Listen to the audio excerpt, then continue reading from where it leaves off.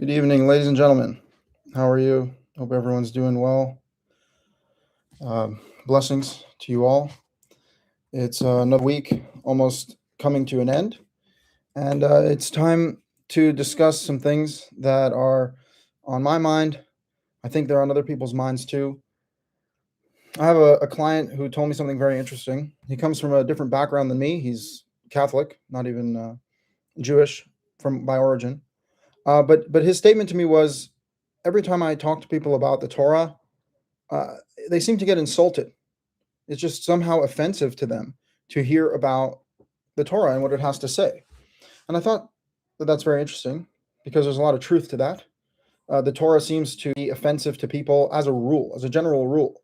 And you ask them, well, why are you offensive? Well, the Torah says offensive things about women. Shalom. The Torah says offensive things about just about everyone. And it doesn't sit with our modern sensibilities very well, because we're very enlightened. You see, we don't do anything wrong. We understand how life works. We've progressed to a point of great enlightenment, and we know exactly what's right and what's wrong. Now, I just couldn't think of anything more foolish to come out of the mouths of people who live in a generation where the birth rate is below replacement rate, where divorce is almost 50%, where people are on their second and third marriages, where abortion is killing hundreds of millions of children, and there's a rise in homosexuality, transsexuality, and all these things. And people are pretending like this is some enlightened world where people are lonely, where people are unmarried, where people are childless. And originally, this started as a ideology. Oh, we got to pursue money, fame, status, all these things. And then slowly but surely, the truth started to trickle in that this is a very, very bad reality. And that in fact, a woman's worst nightmare is to find herself at 40 years old, unmarried and childless. Yet never do people stop to think about what are the steps that had brought them to that point to begin with. Because it's very easy for you to say, oh, my life's not working out. This is not what I envisioned. I want a husband and children. But then you have to look at your life and see what are the choices that you're making. And the same goes for men. And I'm also tired of men or women taking the high ground here. It's like the Genesis story in Eden, right? God wanted everyone to take accountability for their own actions. Instead, everyone just blamed each other. And that's really where the trouble begins, the blame game. That's not helpful. The reality is everyone has their own weight to pull in this situation. There was a news story this week that went very viral, where a group of masculine influencers, Andrew Tate among them, who would probably be the most famous of all of them, all of these influencers went to have a boys' night out at the club. It was Andrew Tate, Nick Fuentes, Andrew Tate's brother, and this guy Clavicular, who's some psychopath who like he breaks his jaw to look more masculine. This guy Myron from Fresh and Fit, and as they were in the limo, because they're so cool and so rich, they're in the limo. They're playing Kanye West's song "Heil Hitler," and they're "Heil Hitler, Heil Hitler," and one of the fools is like doing the Heil Hitler sign with his hand, and then they go to the club, and of course the club is just the paragon of wonder. It's just the perfect place to be, where we can all experience the joy and the thrill of being young. Of course, really what it is just 45-year-old adult babies who have never moved on with their life and are trying to repeat the college and high school scene again and again and again, as if it wasn't bad enough that they were even there to begin with. And they're there surrounded by all the bitches, as they say, and they're just so famous and so cool. And you look at this, and it's just shocking because they're vibing out, jamming out to Heil Hitler.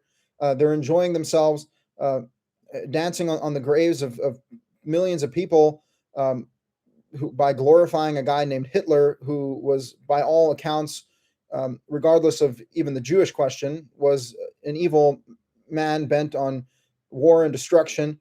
And they're celebrating that because it's funny, I guess. Well, look, these people are adults. These are men who are supposed to be role models and influencers for young men, to tell them what it means to be a man, what it means to be masculine. And instead, what are they doing? They are um, they're in an immoral environment, an environment that, by the way, stands as in opposition to the home.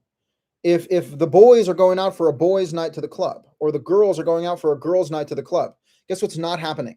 They are not a family. They are not a functioning family. They are not together. Husbands and wives are not together. This is a travesty. And so this guy Andrew Tate had to go on an apology tour, and he went on to PBD, Patrick Bet David's podcast, and he said, "I'm not apologizing, but I do have to say that it was pretty dumb of me to hang out with these people and to go to these environments." Uh, and it's just shocking because, okay, you didn't learn your lesson. It wasn't dumb enough to run a porn business and a webcam business for women to completely debase themselves on camera for money so that you can make money off of them and they can make money off of being whores. I mean, all of this society is so disturbing. It's actually terrible to even imagine that this is the place that we're at. And there's a direct correlation between the porn culture, between the men who say it's masculine to not be family oriented, and the women who say it's feminine and heroic as a female to not be maternal and to not be matriarchal. It's these attitudes that are absolutely ruining humanity. And then they look around and they say, look, everything's wrong, everything's failing. Yeah, well, when did you actually do your part in making the world a better place, in doing what needs to be done? And for all the young men out there who are told, you got to get all the bitches, that if you have all the bitches, you have no bitches, because no one's yours. And same thing for women. You have all the men. Oh, you got the United Nations there, black, white, Asian, this, you get to try everything. You have no one. You are nothing and you have no one. That's the reality. And the lies that are told to you, the lies that are told to you that are glorifying your whoredom, that is what the Torah says in Deuteronomy. God says there shall not be a promiscuous man or a promiscuous woman among the children of Israel. All right, you understand? That means men and women are equated in this commandment to not be promiscuous. So this is not something that men could look down on women and say, oh, look, women are whores, but, we just get to do whatever we want because we're men. That's not true. Of course, they'll point to polygyny. The Torah allows you to have two wives or wives. I don't see you marrying any of these women and giving them children. I see you living like an overgrown child, like a Peter Pan fantasy Neverland, like a Pinocchio Pleasure Island little joke boy, and then you pretend like you're actually a hero because look at me. No, you're a failure. That's the reality. That's the truth. And I have the source for you here in Deuteronomy. It's Deuteronomy 23:18. It says, there shall not be a whore amongst the daughters of Israel, and there shall not be a whore amongst the sons of Israel. So if you want to be part of Israel, and as we've discussed many times, being part of Israel has nothing to do with the bloodline that you're a part of or what you were born into. It has to do with your choices. What were your choices in life? To join the covenant of Yahweh, to follow his law. You understand that the Torah is the guardrail against all of this. If people followed the Torah, they wouldn't be living this way. The first thing that God tells man and woman, this cannot be stressed enough. The first thing is be fruitful and multiply. That's the first thing. So already, what is God saying? Men and women come together. Chapter 2 of Genesis. Cling to your woman, become one flesh. So what happens? A man and a woman have to come together. They have to cling to each other and become one flesh. Okay? That's not something that happens by you having multiple casual sexual partners. That's not clinging and becoming one flesh. Clinging and becoming one flesh is a true integration of male and female. And being fruitful and multiply means not using birth control, not buying the lie of society that says, just put on a condom, take a pill, put some poison in your arm, and now you're good to go. Knock yourself out, have fun. This is not fun. This is devastation. Understand? This is a lack of connection. This is a lack of truth. This is an anti-life narrative that makes people suffer. It makes people sexually tormented. And if God graces them and they ever do end up in a marriage and they ever do end up in a committed relationship, now they have years and years of baggage, so much impurities, so many terrible things that they've done that they now have to atone for. And that applies to pretty much everyone. So what are we going to do about this? Are we just going to get on the train with everyone else, keep doing what everyone tells us to do, or are we actually going to commit to the true life, that God tells us to live? Because listen, the Torah tells us how to live, and there's a beautiful verse in Leviticus. It says that if you follow the commandments of God, you will actually learn how to live. You'll learn how to live as a human being. And the word that it uses actually is Adam. Adam means man, refers to mankind. Now, the rabbis would have different things to say about that, but the rabbis are wrong, as they usually are, when they say that Adam only refers to Jews, which is a despicable thing for them to say, because Adam is literally the term for the human being. The first man, his name was Adam. Adam means the first man, means mankind. And it says here in Leviticus chapter 18, verse 5, you shall guard my decrees and my judgments, that a man, a human, shall do them and live by them. I am Yahweh. So Yahweh is speaking to humanity, saying that humanity serves to benefit from these commandments. The very species of mankind on this earth will be saved by these commandments. And I see someone here writing all the 10 commandments. Exactly right. The 10 commandments are the salvation for humanity. The 10 commandments are the words that God decided to speak the only time in history that he communicated with an entire nation. That was it. 10 simple things. He didn't say any of these grand religious ideas, these stupid things that people are constantly obsessed with, all of their religious dogma and all these things. That's not the nature of the Torah. That's not the basis of life that God puts forward to us. God tells us to be responsible. God tells us to be moral. God tells us to be committed. God tells us to live family-oriented lives. And that's what I wanted to talk about, is the fact that the way that society is functioned now is contributing to the downfall of the home. The home is empty every single morning, if there even is a home with a father, mother, and children, which even that's on the decline. But if there is, by the grace of God, a home where there's a father, a mother, and children, even those people who have done that much right, every morning they all say goodbye to each other. Dad's got to go. Mom's got to go. Children's got to go. Let the school raise them. Let the office be your culture. You understand that office culture is some of the worst propaganda I've seen. All of these TV shows, oh, the office, your coworkers, your colleagues. I love my coworkers. Who the hell are your coworkers to you? You understand, anyone you spend all your time with, you're going to end up loving. And of course, there's always love triangles, and he loves her and she likes him, and they're all really just whoring out at the office, and that becomes their family, that becomes their home. You have a choice here. Is your office going to be your home and your coworkers your family? Or is your home going to be your home and your family going to be your family? The actual people that God has put in your life in a wholesome sense, in a truthful sense, in the sense of these people are bonded to you by blood. They're bonded to you in the deepest ways possible. That's what God wants for us. He doesn't want us to be disembodied, disconnected people, desexualized human beings walking around half naked in the street, people broadcasting their intimate sex lives and their intimate lives on social media and the internet. It's so shocking. It's shocking that these things even need to be said. And the minute you give a human being a camera, they start to drive themselves insane.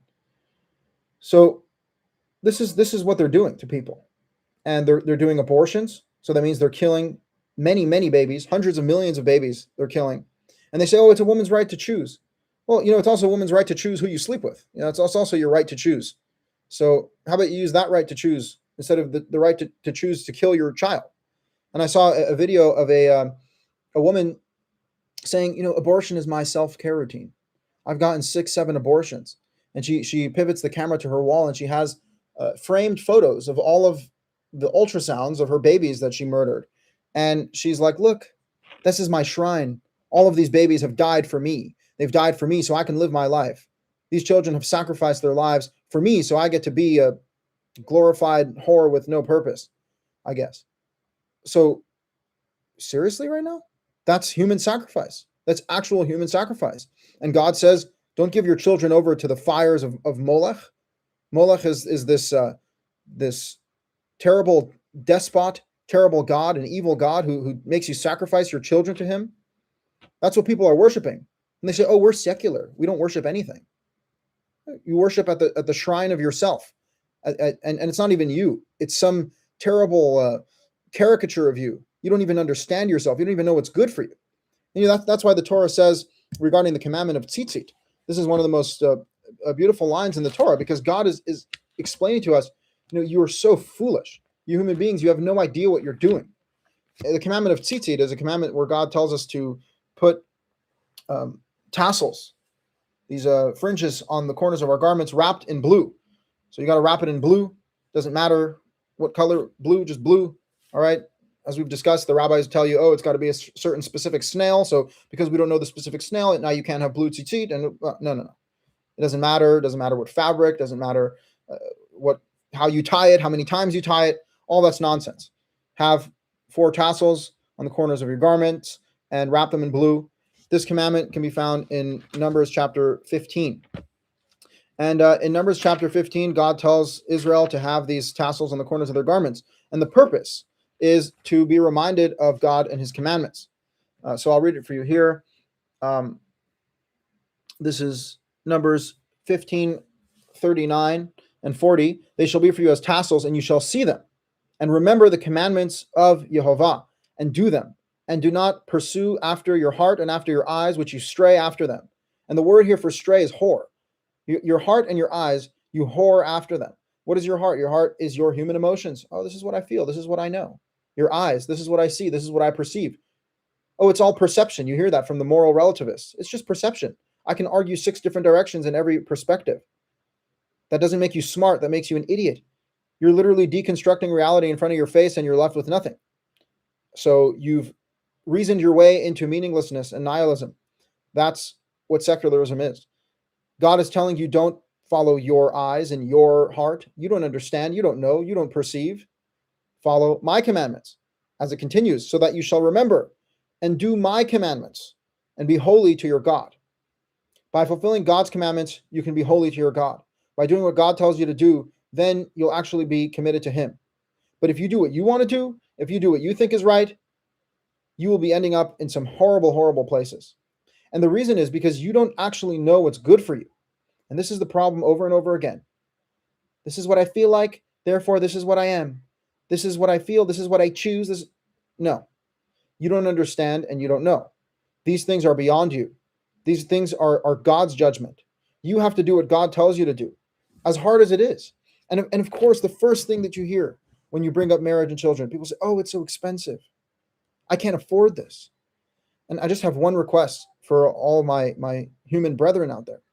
Can we please, collectively, as a species, agree to not make life about money? Money is a man-made construct. It's literally glorified currency. It started off as precious metals and stones, and now it's literally just invisible numbers in a bank. And this is going to determine your life. This is going to determine your future. And the people who are most evil have the most money, and you're telling me that money predicts value? It doesn't. It doesn't. Some of the worst people in the world have the most money in the world. So explain to me how money actually determines value. It doesn't. Faith is the real currency. If you have faith in God, then God will provide for you. What did Jacob say to God when God appeared to him? He said, God, I have one thing to tell you. Just provide me bread to eat and clothing to wear. That's it. I just need my necessities. I need to know that you'll care for me. And God said, I will care for you. God said, I'm here for you. That's what God's message was time and time again throughout history. What's the whole message of the manna in the desert? Every single day, God will provide for you. You don't even know where your food's going to come from tomorrow, but you continue to live, and you continue to live with faith. And faith is your bread. Not by bread alone does man live, but by everything that goes out of the word of God's mouth. That's what lives. That's what causes you to live. That's what gives you sustenance. That's what lets you eat. That's what lets you survive. You think you have survival without God? Your life is meaningless without God. Your purpose doesn't exist. So there needs to be some faith here. But there's no faith. People say, I've calculated according to my budget. It is fiscally irresponsible for me to reproduce. I've had 1.1 child. Now it's time for me to castrate myself. And of course, the doctors come running with all their castration tools. They're like, oh, here we are for you.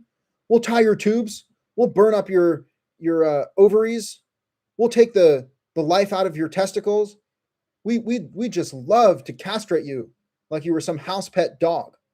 We would love to turn you into a docile, obedient fool who's willing to give up their own ability to reproduce, their own fertility. Oh yeah, and it's healthcare. It's all healthcare. Hopefully, insurance will pay for this. I mean, can people not see through this? Is this like how crazy do you have to be? Do you know that for birth, they actually encourage you to get C-sections? They tell you, excuse me, you got to get a C-section. It would be really responsible of you to get a C-section. They don't even try to have a natural birth. Of course, they frame all this and like, oh, but what if things go wrong? Oh, but we need this. We need this. What if every argument for abortion, rape and incest, rape and incest? Yeah, I'm sure the majority of cases are that. No. So what's going on over here? They're now telling women to get C-sections to begin with. Don't even try to have a natural birth, because guess what's more profitable for the medical system? If they just do a little snip, snip, cut, and you're open up, they open you up, it feeds all of their end goals. They get to do the procedure. They get to take the insurance money. You're not spending 8-10 hours in labor in the hospital. They get to change you out with the next person. It's perfect. It works for them. Sure, it does. It works for the evil, corrupt people that are actually openly trying to take down humanity. And all that we can say is, oh, it's too bad. Nothing you can do. The world will never change. The world will never change. Ash says, home birth, people, best way. Listen, amen. I mean, you got to do what you can. You got to do what you can to actually get out of this system, because this system is constructed for your own destruction. And if you want to be a free person, you have to start with yourself, and then you can have your family, and then you can meet people along the way, and you can find like-minded people. But don't just cave in. Don't just cave into the culture. Oh, you got to go to college. You got to get your degree. If you don't have your degree, you'll never succeed. Yeah, say the people who want you to be in debt you will be in debt to them for 10 years of education, which they call it, as you're completely disconnected from real life, as it is impossible for you to marry and have children when you're continuously in a sexually perverse, promiscuous environment, drug addiction, perversion, promiscuity, the propaganda and quote unquote education of the college system, and that's how you'll be successful? Why do people allow this to go on? You understand that all of these systems are man-made. They're all man-made. So if a system is man-made, then it can be changed by men. All of these systems are powered by men. All of these lunatic controllers, evil people are getting all of their power from the armies that fight for them and the economy that works for them. Well, guess what? What if people decided to take their future back into their own hands? What if people decided to say, no, we don't stand for your perversion? God has revealed to us the truth. He's told us. He's told us how he wants us to live. Where's your divine revelation? When did God come to the leader of feminism and tell her in her ear that when did God come reveal himself to the world and tell us, they don't have that story. They don't have the story of God's revelation. They don't have the word of God and the clarity that we have from the Torah. They don't have that. All they have is their own subjective opinions. All they have is their own godless hellscape, and they want you to be part of it. They want you to fight for them.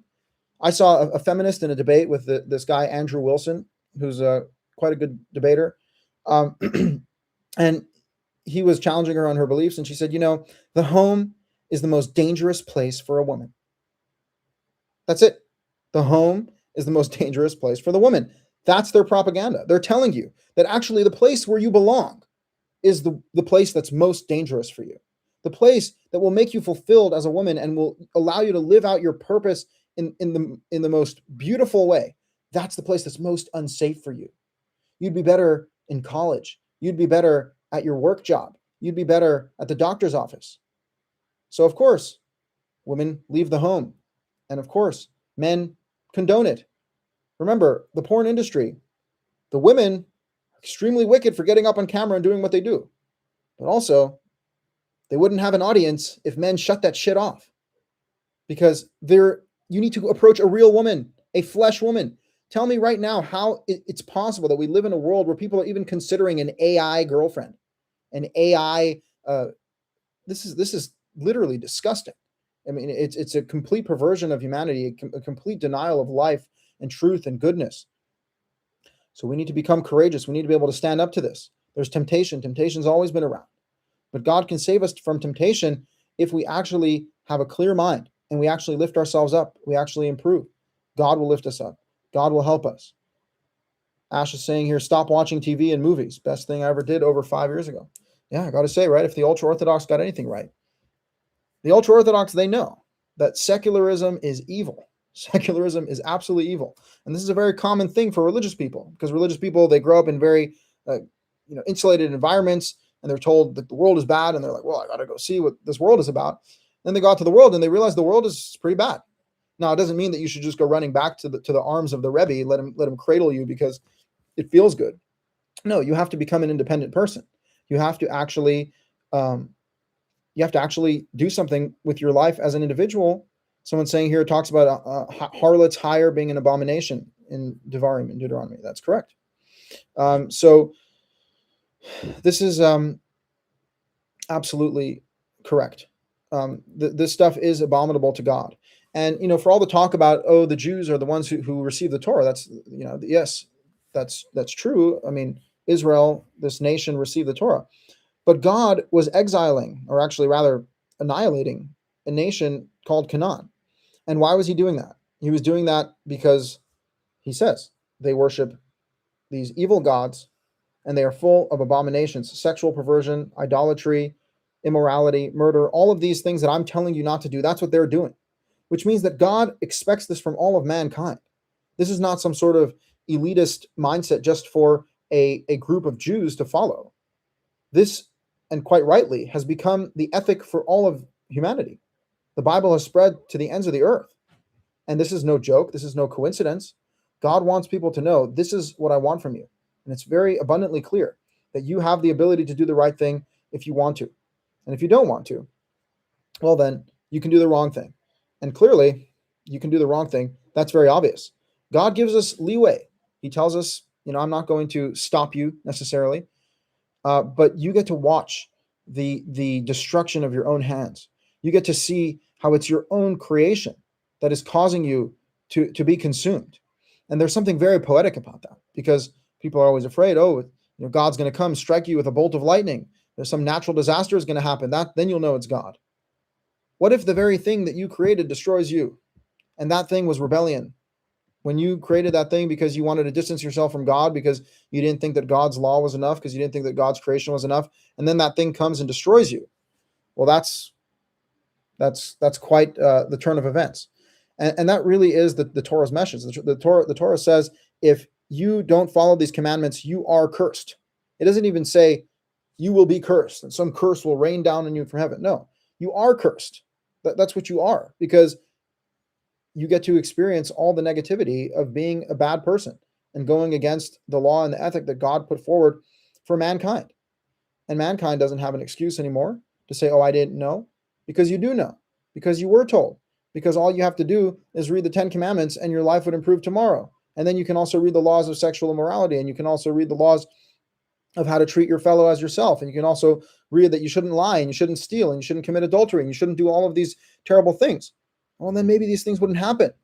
But instead, what do people do? They come home after a long day of slave labor, and they lean back in their couch, and they turn on Netflix, and they're inundated, flooded with homosexual propaganda, with feminist propaganda, watching all of these terrible images on screen.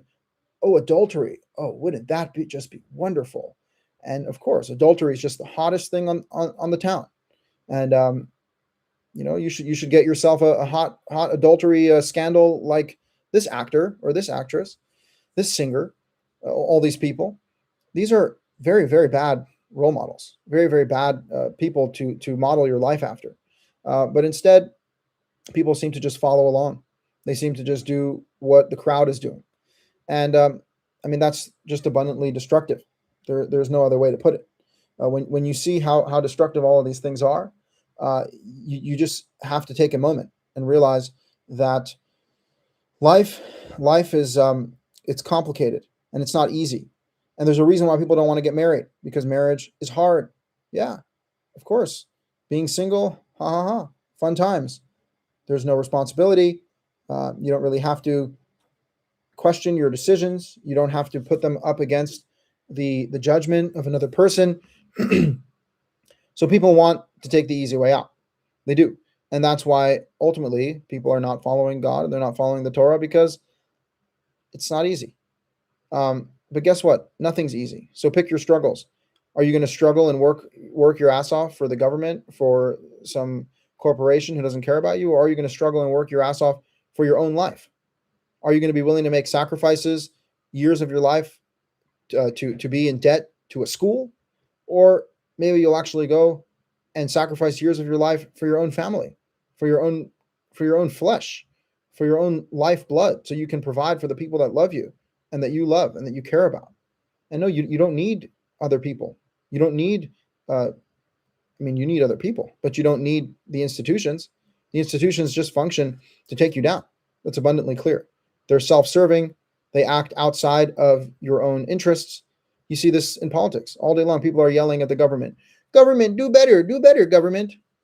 I don't think the government really cares, okay? Because it doesn't come down to what people tell the government. It comes down to people taking responsibility on themselves. And I listen to these liberal commentators sometimes, and they do such a good job calling out the corruption in the government. They're like, look, corrupt money, corrupt scandals, all these things, corrupt. The solution is the government needs to give everyone everything they want, and we'll all be happy. Okay, did you not just see how terrible the government is? And your response is, let's give the government more power, and if we give the government more power, they'll probably do better things.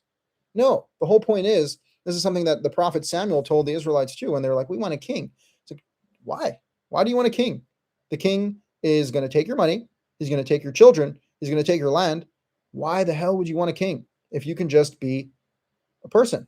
And I like to say, every man is a king in his house, every woman a queen, and every boy and girl a prince and a princess.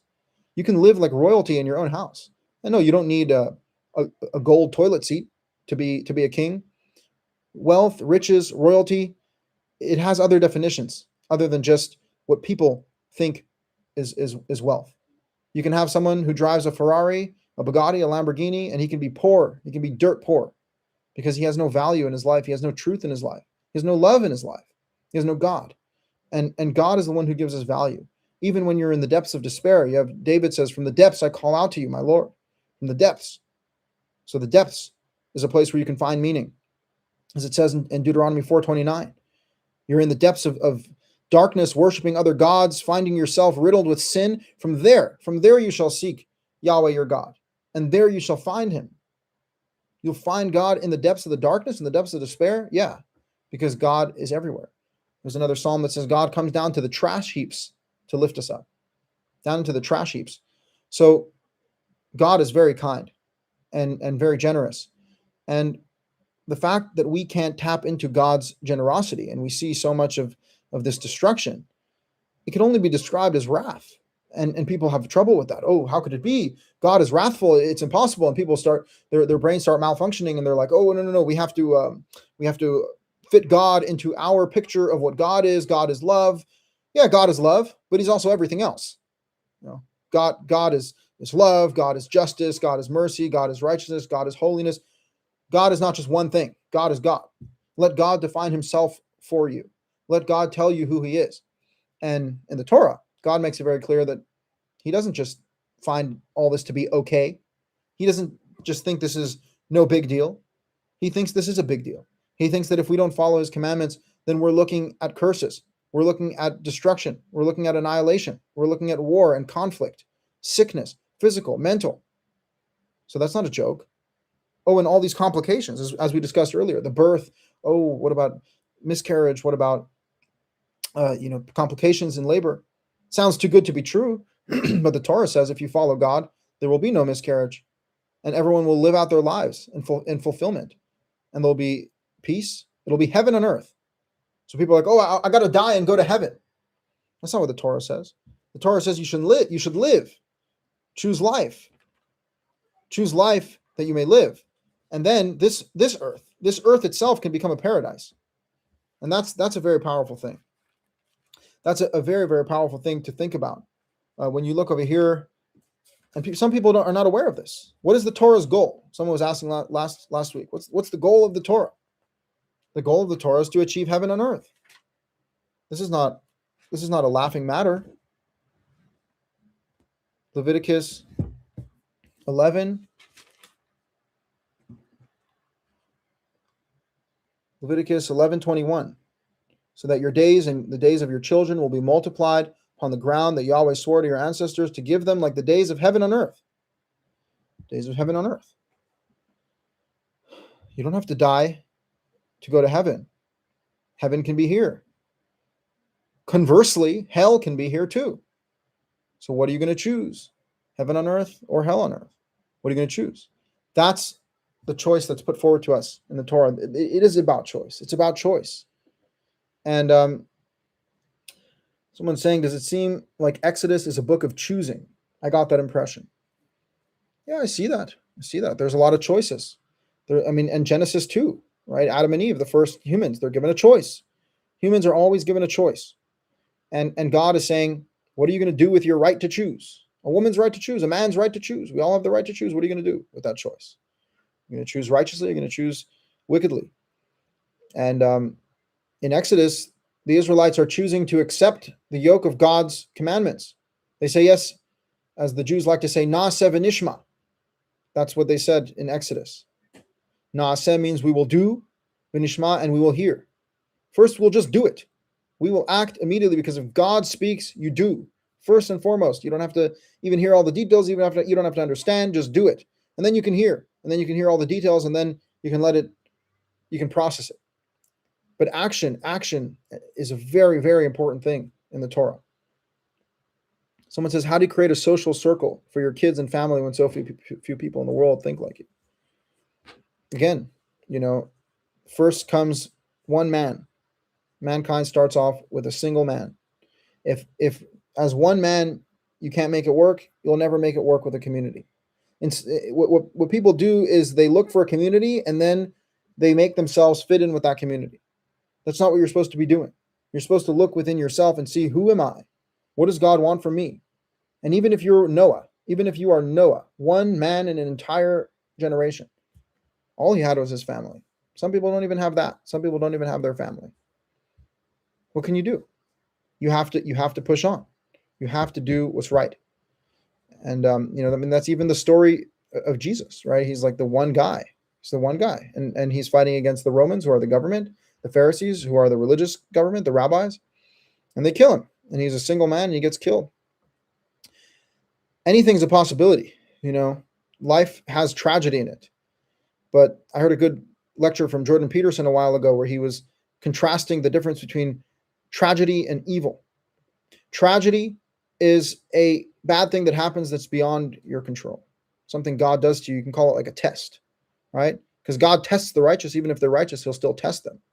But then there's evil. And that's actual wickedness that's perpetrated by humans, that you can point to human beings and say, you are responsible for that. You did that. I know.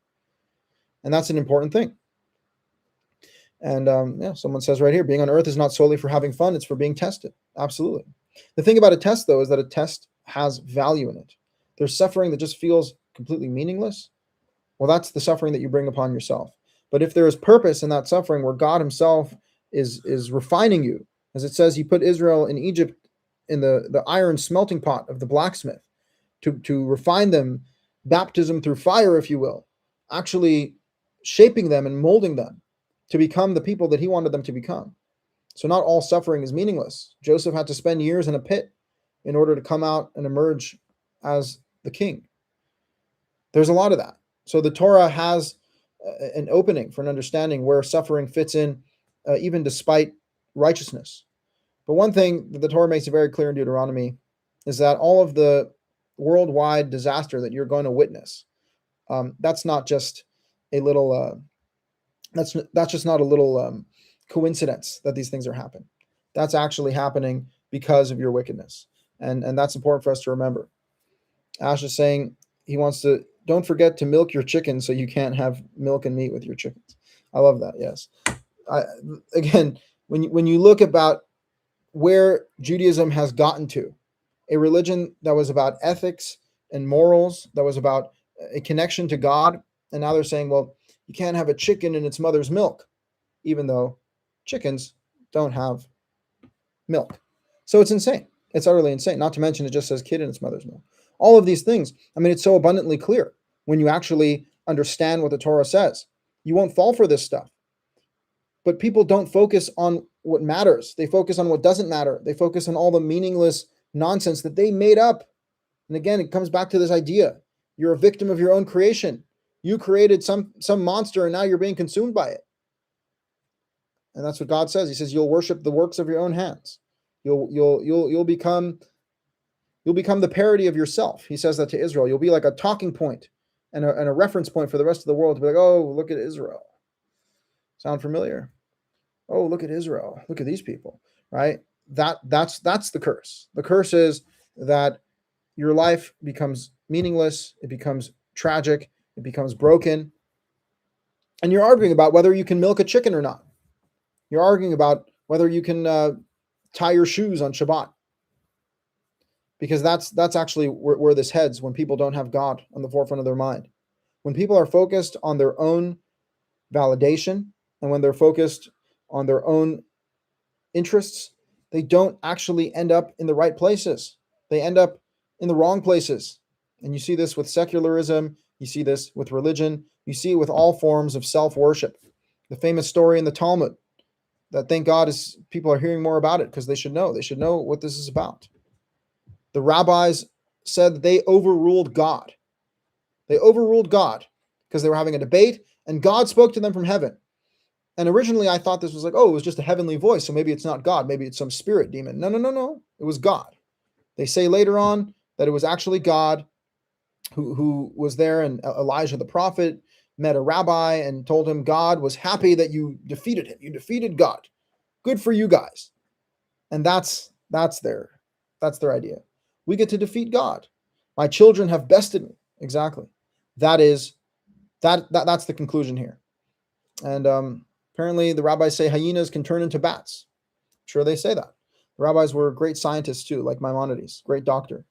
But yeah, again, all this stuff's regressive. The fake science, the disputes with God, the debates with God. We have the authority. We overrule God. God is the one who gave you the Torah, moron. Also, it's one thing if a heavenly voice comes and says, go against the Torah, because then God is saying, you got to follow the Torah. But this is God himself settling a debate about the Torah. And they say, no, we're right because we're the majority rabbis. Now, do you understand something about this idea that the majority rabbis rule? What they do is, and this is so frequent in rabbinic literature, I don't know if they're just illiterate and they don't know how to read, or they're deliberately twisting words, okay? Something tells me they're deliberately twisting words, but I'll give them the benefit of the doubt. Maybe they're just illiterate and really, really ignorant. But what it says in Exodus, it says, you shall not follow the majority to pervert the law, and you shall not go after the majority to pervert the law. And they say, you shall go after the majority. So they take out the last line of the verse, which says, do not go after the majority to pervert. They say, go after the majority. So turn after the majority. Well, no. The Torah says when there is a perversion of the law, you do not go after the majority. And that's the whole point here. Don't follow the majority. You want to know, how do I survive as an individual in this world, in this life? Don't go after the majority for evil. Don't go after the majority to pervert the law. At once, I appreciate that I spent so much time learning Gemara because now I know everything I need to know, but I also regret the amount of garbage I filled my head with. Absolutely. Yeah. I mean, again, I spent years. I want you to understand, I wasn't just a little casual yeshiva guy who was sneaking off at night to go do whatever I want. I spent all of my time in yeshiva. I actually went for it. I actually did what they told me to do. And I read all these books. I read the Mishnah. I read the Talmud. I read the Midrash. I read the Rashi. I read all the commentary, the Hasidic commentary, all this stuff. It's insane. It's insane that these people present this as elevated thought. It's not. It's extremely low level thinking. And, at least if you read it, you know what it says. So they can't be like, you didn't read it. But the point is that people literally can just take out a couple quotes from the Talmud and already they're like, oh God, what is this book? But the Talmud is not the Torah, as we've discussed. And so for people who want to be God-fearing, they shouldn't lump themselves with a group that has all sorts of regressive beliefs, because that doesn't help you as an individual. Gotta say, this was a crazy story. So God willing, I'll have a son very soon, and I need to get him circumcised.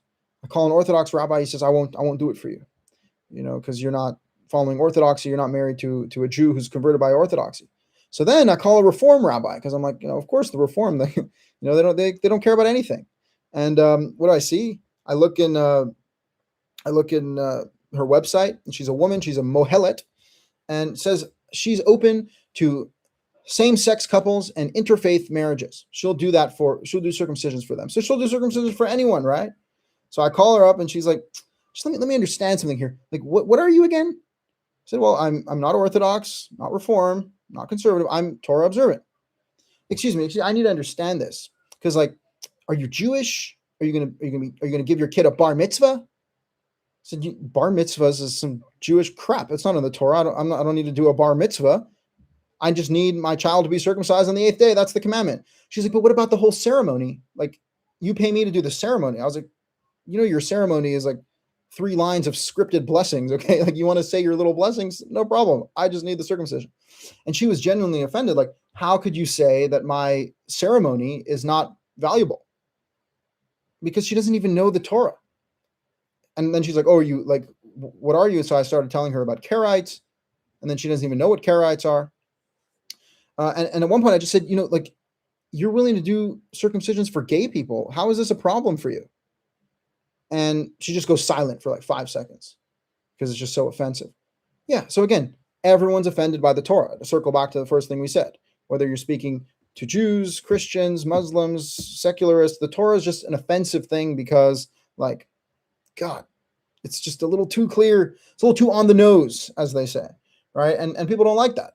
They want they want to beat around the bush. They want to pretend like this is so artistic. They can portray it in 100 different ways. The rabbis say there's 70 faces for the Torah. 70 faces, so you can understand it literally in an infinite amount of ways. No, there's not.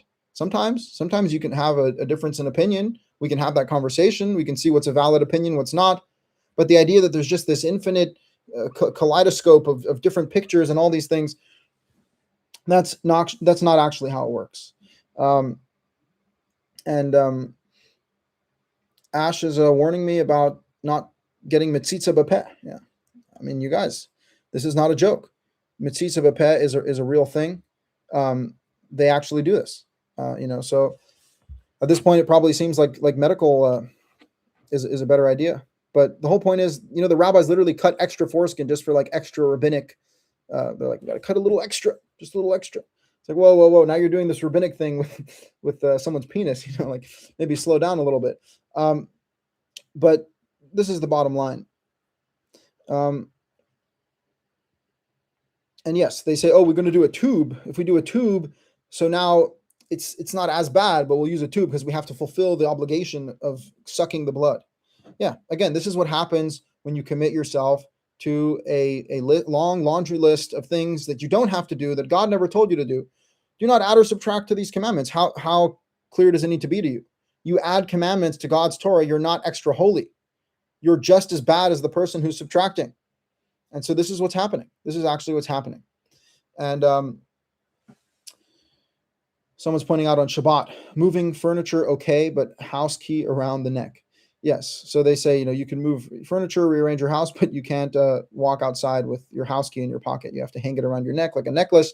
I've seen people have it like a belt loop to close their belt. Okay, 1 second. You can't, that's not work. That's not work. So they claim that you cannot carry your handkerchief in your pocket or your key in your pocket. And they claim that's work on Shabbat. But of course, the solution is if you take a fishing line and put it all around your neighborhood, now you can carry on Shabbat. Now it's one domain because you have a fishing line all around your neighborhood. So you can see, like in Los Angeles, there's hundreds and hundreds of square miles surrounded by these rabbinic fishing lines, which, by the way, cost an arm and a leg to build and have to constantly be maintained, and they have to deal with the city and everything. yeah, for all of this nonsense. And remember, the bulk of this stuff is just complete nonsense, and they frame it as absolute law, Torah law. Um, and like I just want to give you an example of like how one of these Shabbat questions could be addressed in a very rational, reasonable way. Okay, and because most of it's very simple, just don't work. But then it comes into like certain things because it says by the manna, God says to cook your food on the sixth day, right? Cook and bake on the sixth day. So someone asked me, can you make coffee and tea on Shabbat? Okay, good question. Let's discuss it. I do a little research. It turns out that when you buy coffee beans, they're already pre-roasted. When you buy tea leaves, when they're dried out under heat and they're already cooked. So the coffee beans and the tea leaves are already cooked. And when you put them in hot water, you're not cooking them, you're actually just extracting the flavor out of them. So that's not cooking. There you go. Simple answer. And it turns out a lot of these things can be answered simply. And instead of taking the simple answer, they take the complicated answer.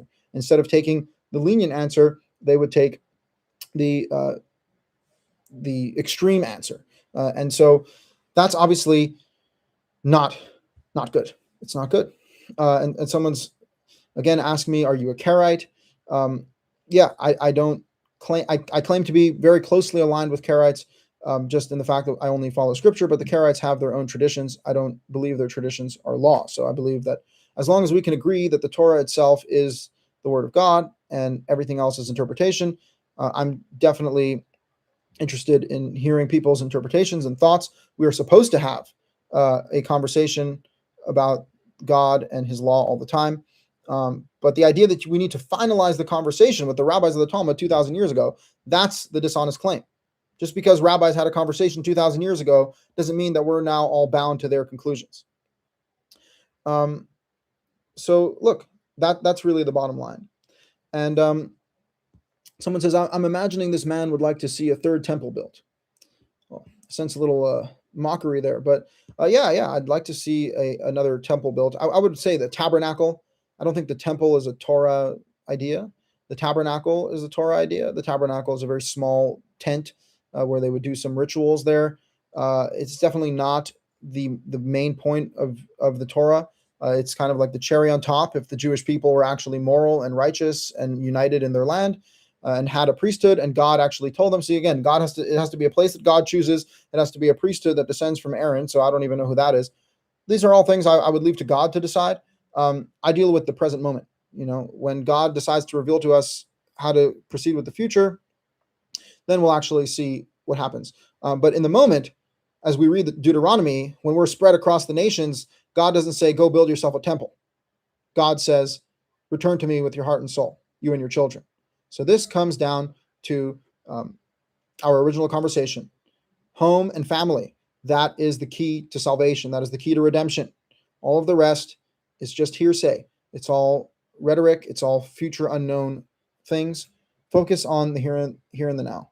Focus on who you are. Focus on the things that you can do. Focus on the substance of life itself, because the substance of life is you, your wife, if you're a man, your husband, if you're a woman, your children that you have together, the family that you can build. And through dealing with the challenges that come your way, when you're in an environment that God wants you to be in, you can be sure that those challenges are tests and not punishments, because you know that you're living by God's law and you know you're living by the way of God. So yes, use those tests to better yourself. Things are not easy. Everything in life is like that. You got to lift heavy weight to gain more muscle strength. It's like a very simple analogy. That's kind of how it all works. So it's fine, but that's what life's about. We're not even here for that long. So we're here to experience this life, but we're here to do it right. And if we don't do it right, then this life that's supposed to be such a wonderful, good blessing suddenly turns into a nightmare and a curse. And that's one of the things it says in the chapter 28 of Deuteronomy. And the curse is, you won't even know during the day. You'll want the night to come. Like, when will the night come? Because the day is too difficult. And then at night you'll say, when is the day come? And this constant anxiety and this depression, the confusion of the heart, as it's referred to. This is a real thing. This is what's going on in our time. Someone's asking me, do I read the Tanakh and the prophets? Of course. Yeah. And there's actually a beautiful prophecy that says there will be a time in the world where there's a hunger, and the hunger will not be for bread, and the thirst will not be for water, rather to hear the word of God. That's definitely going on. There's so much food out here, so much water. Thank God. All we can do is literally thank God for how much abundance we have of food and water and drink. Even poor people can go get a basket full of free food, and there's leftovers, and there's so much. This is Amos that I was just quoting. Amos chapter 8, verse 11. Behold, days are coming, declares the Lord Yahweh, and I will send a hunger in the land, not a hunger for bread, nor a thirst for water, rather to hear the word of Yahweh, to hear the word of Jehovah. That's what we need to hear. The word of Jehovah is a call to return to him. It's a call to awaken. It's a call to better ourselves, to actually find his hand moving in our world. And that's wonderful. Someone saying, I stopped putting my socks on under the covers before getting out of bed long ago. That stuff makes Judaism look crazy.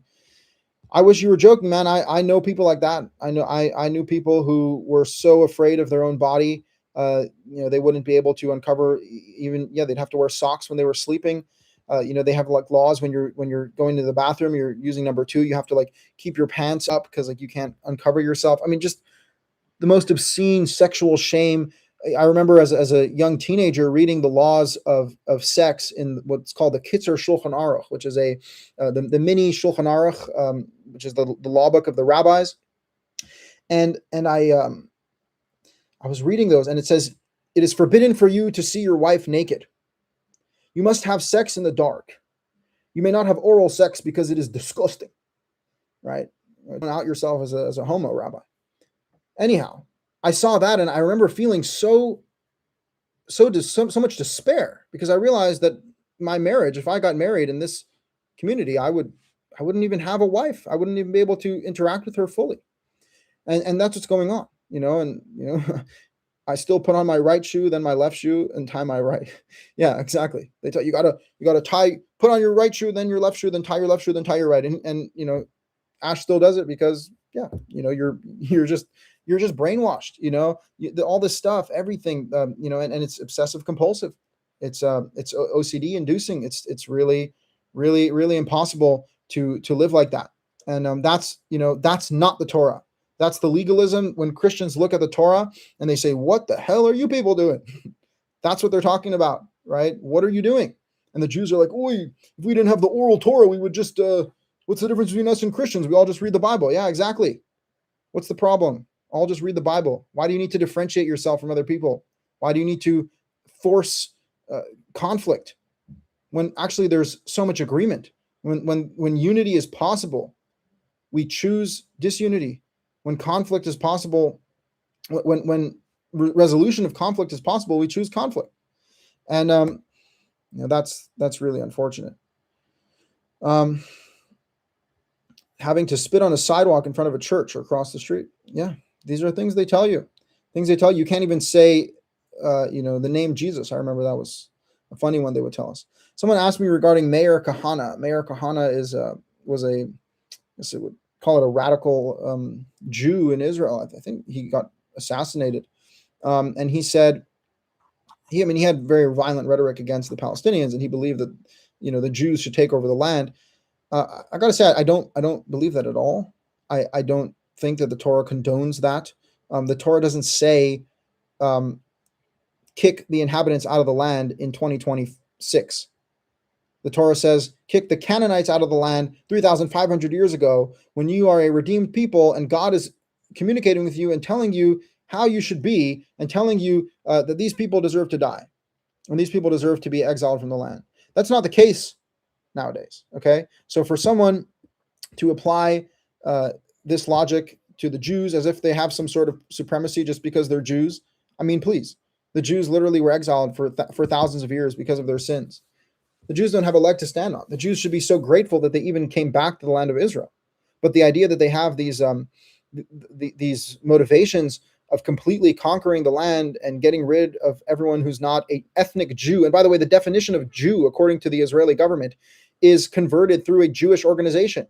They don't even accept Karaites. They don't even accept Messianic. They don't accept Torah observant people who are not converted through a either Orthodox or Reform conversion. So just so you understand, these are the institutions of Judaism. This is not God's law. Someone's saying we need to love the stranger. Absolutely. Love the stranger. Treat them with respect. All the Palestinians are sojourners from a Torah perspective. And by the way, there's not even so much of a difference between Judaism and Islam when it comes down to it, unless they all stick to their inherited traditions that turn them into extremists. Okay? But all you have to do is actually just follow one God and follow the Ten Commandments and have the law governed by the laws of the Torah. But Israel's a secular government, and Judaism is controlled by the rabbis, and the Palestinians are controlled by the Muslims, who have their own terrible ideas. So we're looking at a lot of problems, when these problems can be resolved. They can be resolved through the Torah. And I really believe this. I believe that the Torah is the answer for mankind. I believe that the Torah has the response to all of the problems, the religious problems, the familial problems, the personal problems. The guidance is there. The stories, the laws, the principles. It's rock solid. And I had to admit that at a time in my life where I was very, very questionable regarding religion and all of that. I was like, I don't even see it as relevant. But then time and time again, the Torah spoke, and the Torah spoke clearly, and the Torah spoke authoritatively, and the Torah told me exactly what to do, and I couldn't deny that it was the right thing to do. And I was like, well, that rubs me the wrong way. It's a little extreme. Yeah, that's the whole point. That's the whole point. You're supposed to understand that these things are serious. They matter. And how do you convey the seriousness of something? By creating a very serious penalty for breaking it. And guess what? If you don't want to be put to death for breaking the Shabbat, how about don't break the Shabbat? If you don't want to be put to death for committing adultery or for murdering someone, then don't do that. If you don't want your eye knocked out for knocking someone's eye out, then don't knock someone's eye out. This is so simple. It's so obvious. And all you have to do is understand that God has clarified these things. He has. And we should be happy. We should be happy that God loves us. And, that's pretty much it for tonight. I really appreciate all you guys showing up and being here. And I'll be doing this every week, every Thursday at 6 p.m. Pacific time. And again, we are all one people. Actually, my cousin's husband, who's an Orthodox guy, said something that I liked. Believe it or not, he said, "We used to be the 12 tribes, but now we're just one tribe." And I like that. I think it's true. I think we are one tribe. I think no one knows who their ancestors are. No one knows if they're purebred, pure-blooded. It's not even what matters anymore. God is pushing us to a situation where we're beyond borders, we're beyond blood, we're beyond these things. We can just connect. That's even Jeremiah's new covenant, right? The knowledge of God in your heart and soul. You don't need all of this institutionalization. You don't need all of this crap. You don't need it. You have God. You have God, and that's wonderful. Yes, Kohanim aren't real. Yes, Mr. Cohen is not a priest. Swear to you, I know many Mr. Cohens who are not priests. All right. The reality is that if you wanted to be a respected person in the Jewish community 500 years ago, let's say you moved to another town and you said, "My name is Mr. Cohen," suddenly they would go, "Oi, Mr. Cohen." Amazing. So people can lie about this easily. No, none of this is real. None of this is real. We don't know who's who. All we know is that we're all human beings. All we know is that we're created in the image of God. That should be enough. That should be enough. But is it? No. We have to find the problems. We have to have division and murder and war. Otherwise, how are we how's the military-industrial complex gonna profit if we don't have enough wars? And this stuff's real. Why are people constantly creating wars? Why are all these things happening? There's a lot of corruption, a lot. And the institutions that run the world, they want to weaken you. They want to weaken the family. They want to take away your power. And all that you can do is fight back. And the good thing is that you have the power of God behind you. The good thing is that God wants this for you. And God wants this for all of us. So we can connect. We can find common ground with other people. We can continue to speak the truth, because you should distance yourself from a false lie. You should rebuke your fellow. These are the principles of the Torah. To be a truthful person, to be a courageous person, to stand up for what's right, to protect the innocent. It's really a blessing. It's a blessing to have the revelation that God has given us in the Torah.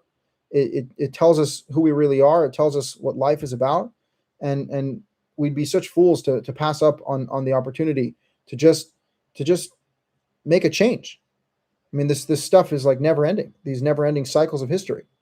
Why? Why do we have to repeat the negative thing? We don't have to. We don't have to. That's the message. The message of the Torah is at any point you want to change, you can change. Nothing is stopping you.